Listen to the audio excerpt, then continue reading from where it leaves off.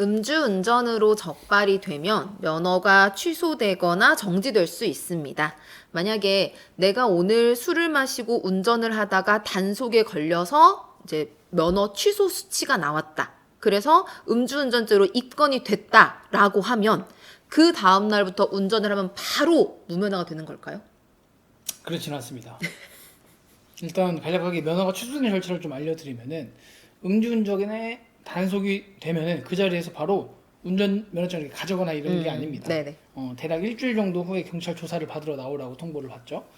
그리고 경찰 조사를 가면서 일단 운전 면허증을 반납하도록 합니다. 근데 전 입회에 만약 가면은 약간 뺏어가더라고요. 반납이 아니라 꼭 가져오라고 하죠. 네. 미리 이제 가져오라고 하고 통보할 때. 이게 뭐 반납하세요 이렇게 네. 하지 않고 잠깐 운전 면허증 좀 봅시다 이렇게 하고 확 뺏어가요? 확 뺏어가더라고요. 그러고 나서 이제 임시운전 면허증 뭐 이런 걸 줍니다. 임시운전 면허증에는 대략 20일에서 한 40일 정도 유효기간이 있고요. 이때는 운전을 해도 됩니다. 다만 이제 임시운전 면허증 유효기간이 끝나면 그때부터는 진짜 운전을 하면 무면허 운전이 되는 것이죠. 그러니까 오늘 저희가 소개를 해드릴 사례는 음주운전 적발이 돼서 면허가 취소됐는데 다시 또 운전을 해서 무면허 운전까지 된 사례인데 이게 좀 특이한 사례이잖아요. 전체적으로 네. 사실관계를 천천히 잘 설명해 주세요. 이 A라는 사람이 아무튼 적발이 됐어요. 0.11%로 취소 수치인데 이제 당연히 앞서서 최 변호사님이 말씀하신 것 같은 사실관계에 의해서 면허증도 반납하고 임시운전 증명서도 유효기간이 다 됐습니다. 네. 근데 음주운전에 대한 수사가 생각보다 되게 길어졌어요. 이유는 알 수 없는데. 그래서 음주가 적발된 때로부터 한 1년 뒤에 운전이 또 적발된 거예요. 무면허 운전이. 무면허 운전이 적발이 됐고 결국 음주운전과 무면허 운전이 함께 병합돼서 기소가 됩니다. 그러니까 이분이 임시운전 증명서 상의 유효기간이 지났는데도 운전을 그냥 하신 거잖아요. 그렇죠. 음주운전 그리고 그걸 이유로 하는 면허의 취소 그리고 무면허 운전 이렇게 시간 순서가 이렇게 되는 겁니다. 그리고 이제 재판이 시작이 됐습니다.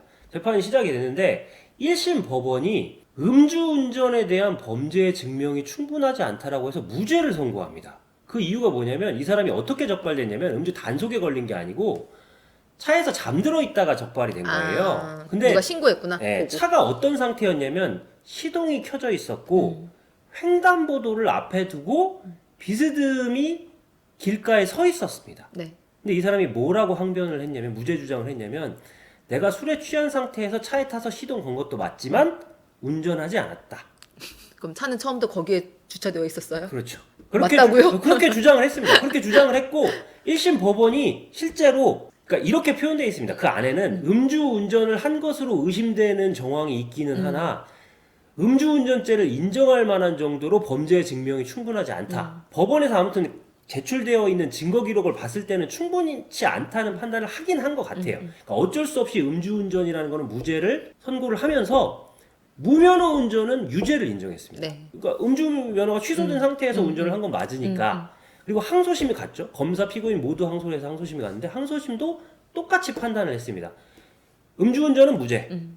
무면허 운전은 유죄인데 뭐 예를 들자면 거기서 이제 좀 법리적인 부분을 덧붙인 게 면허를 취소하는 처분은 행정처분인데 행정처분은 행정법적인 이론 중에 공정력이라는 게 있습니다. 처분의 공정력.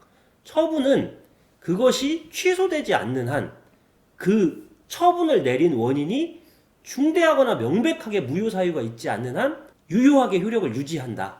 라는 게 공정력입니다. 그러니까 결국은 운전면허 취소 처분은 설령 그 원인 사실이 이제 음주운전이었으니까 이 사람이 음주운전이 무죄였잖아요.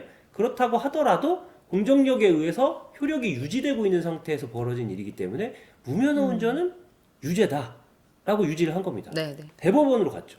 대법원에서는 무면허 운전도 무죄다라고 판단을 했습니다. 무면허 운전의 원인되는 사실이 음주운전죄인데 음주운전죄가 무죄가 되는 순간 소급해서 음주운전은 그 원인이 원래 처음으로 돌아가서 마치 음주운전으로 인한 면허 취소가 없었던 것처럼 되기 때문에 그와 같은 상태에서 운전을 한 행위를 무면허 운전죄로 처벌할 수 없다라고 봤습니다. 그래서 이제 파기환송심에서 그 취지를 그대로 이어받아서 이 사람은 전부 무죄가 됐죠. 근데 아무튼 제가 생각할 때는 1심 법원에서 굉장히 고민을 많이 한 것 같아요. 그러니까 음주운전을 인정하기에는 뭔가 좀 모자란 건 확실했던 것 같아요. 근데 무면허 운전은 법리적인 고민이 얼마나 깊었는지 모르겠는데 무면허 운전만 유죄를 하면서 징역 6개월 실형을 내립니다. 네. 아, 그러니까 분명 음주운전을 했을 거라는 어느 정도 그런 것 심증은 같아요. 있었던 거네. 그러니까 이 아마 이제 A라는 사람 입장에서는 본인이 음주운전을 하지 않았다라는 어떤 확신이 있었기 때문에 뭐 무면허 상태에서 운전을 했는지는 모르겠지만 뭐 결과적으로 무죄가 됐지만 면허가 취소된 상태에서 계속해서 운전을 하는 것은 나중에 음주운전죄가 무죄가 아니었다면 더욱 중하게 처벌을 받을 수 있는 것이기 때문에 당연히 절대 해서는 안 되는 행동입니다.